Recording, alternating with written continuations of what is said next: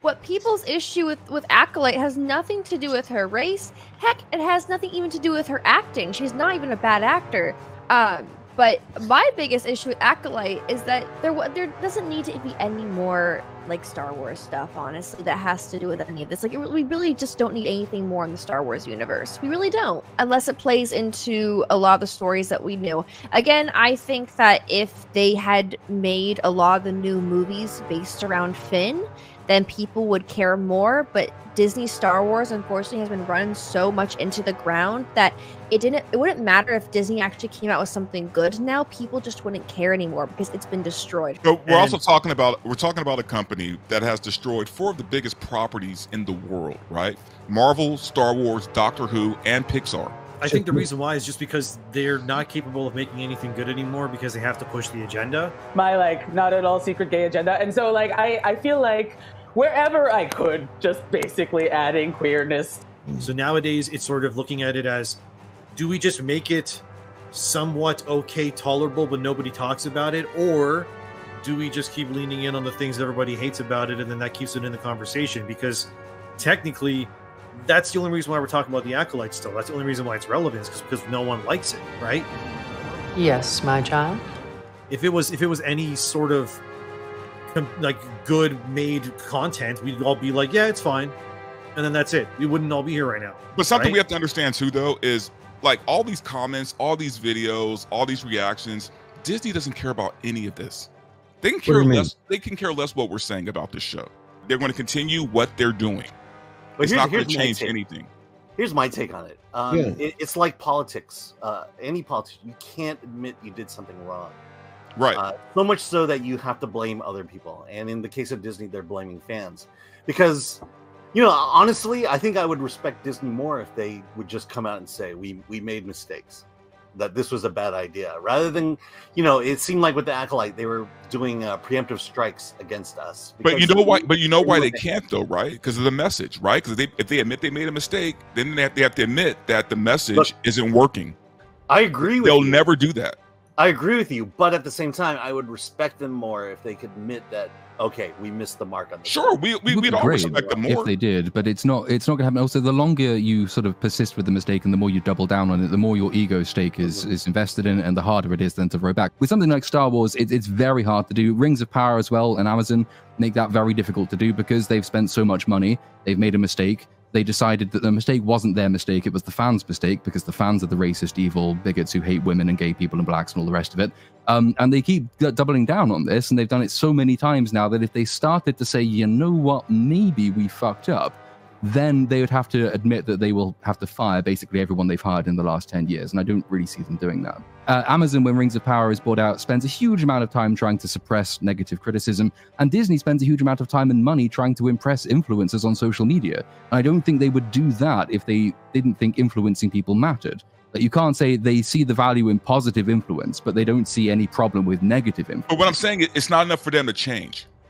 True. Like true. The negative impact of this is not enough for them to change course. They're going to keep doing what they're doing, is what I'm trying to say. We know why. Because Inside Out 2, there were moments in that movie you could have thrown in 2 mommies out in the stands. You could have made, you know, Riley fall in love with the captain. They could have done that, but they didn't. They told a straightforward story, left all the woke stuff out that we've been criticizing for years. And they have probably one of the most successful movies in a very long time. I mean, just past Dune. Isn't that sad, though? One second. That's all they had to do. That's all they had to do. Keep the woke out. Keep the woke out. Yeah. And immediately they break all the records. And the same thing will probably happen with Deadpool and Wolverine. They're not going to learn anything from that. They haven't learned anything for the last 5-6 years. And here's the thing. With that video, I'm sure we're going to talk about in a little bit. Yeah. With the guy, he flat out tells us the same thing that we've been trying to tell you guys for all this time. Kathleen Kennedy and all these guys, they don't think they're doing anything wrong. They see it as, well, a broader audience means more money, means more people, more appeal. That's the way they see it. And they see us as part of the problem. And so to them, if they can get rid of this, and this comes from people like Kathleen Kennedy and stuff, this is their mentality. This is what they think is how this is going to work. If they get rid of us, then all these other people that are supposedly afraid of these franchises because of the white dudes will just automatically flood to these IPs, and they'll be successful again. But again, you have to understand too. We're talking about Lucasfilm, right? Because like I mentioned before, it's not just Lucasfilm. They all no. Hear me out. My source, my friend at the MCU, swore to me that the MCU is course correcting. Right. That they realized they made a mistake. They screwed up. Is a little bit different. Yeah, and they're trying to change course. Right. Same thing with Pixar. From what I've heard, they are trying to change course. Lucasfilm is untouchable. Basically, understand that Lucasfilm amongst Disney is its own island, right? Like the MCU, the rest of Disney, they're all together, and then there's Lucasfilm. Okay. And in that, no one will touch her. I would point out as well. I mean, I know it's convenient and satisfying, and it's not unjustified that KK gets all of the attention, but I think a lot of there's no rivalry for her position, so there's no. Wouldn't have thought any internal competition trying to replace her. All the people around her who could, like, you would expect to be able to do a better job, are also incredibly shit at what they do.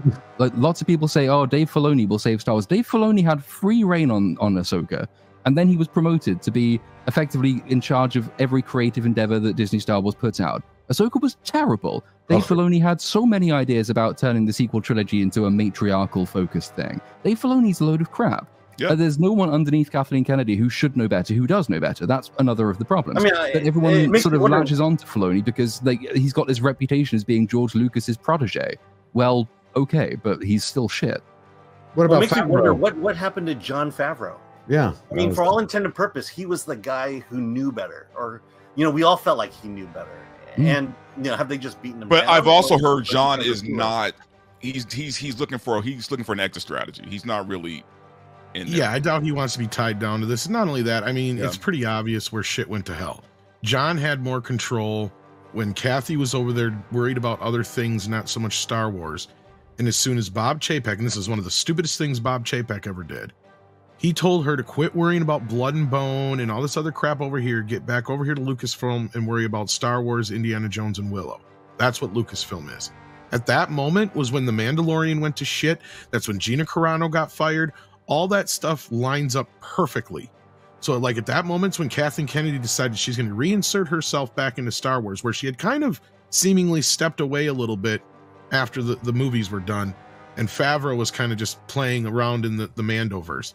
And then Filoni all of a sudden gets this promotion out of nowhere. And ever since then, everything has been crap. Kathleen Kennedy is untouchable because she's Kathleen Kennedy. She is the most prolific producer in the history of movies ever, period. Doesn't matter about if she's a woman or a man. She has so many hit movies that she has produced. The trail behind her is so far. Like, the only person who's nipping at her heels is probably Kevin Feige. Being a great producer doesn't make you a great studio head.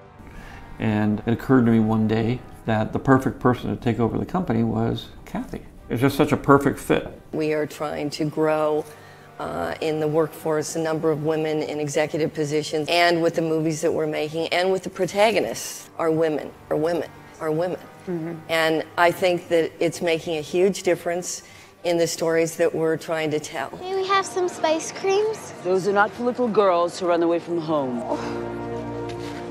My sweet girls must have sweet treats. Spice in the Star Wars universe is an addictive. Cocaine. Yeah, it's a deadly drug. What the hell did Headland or Disney or the marketing department think of?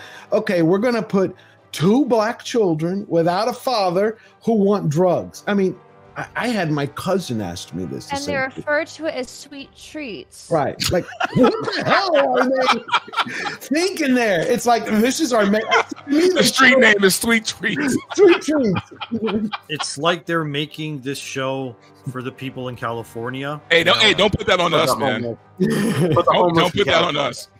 Well, at least the Hollywood side of it, you know what I mean? I just feel like what they're doing with a lot of these shows and movies and stuff, it's kind of what I've been saying in a lot of my videos, is that they're making things the way that they are to push us out, to get us out of here, to make way for the new fans that do accept it, so that they can replace you.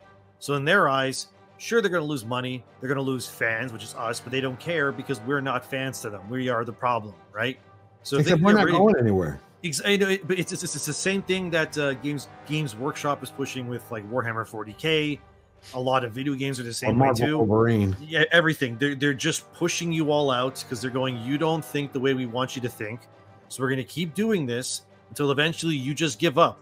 just apathy makes you leave.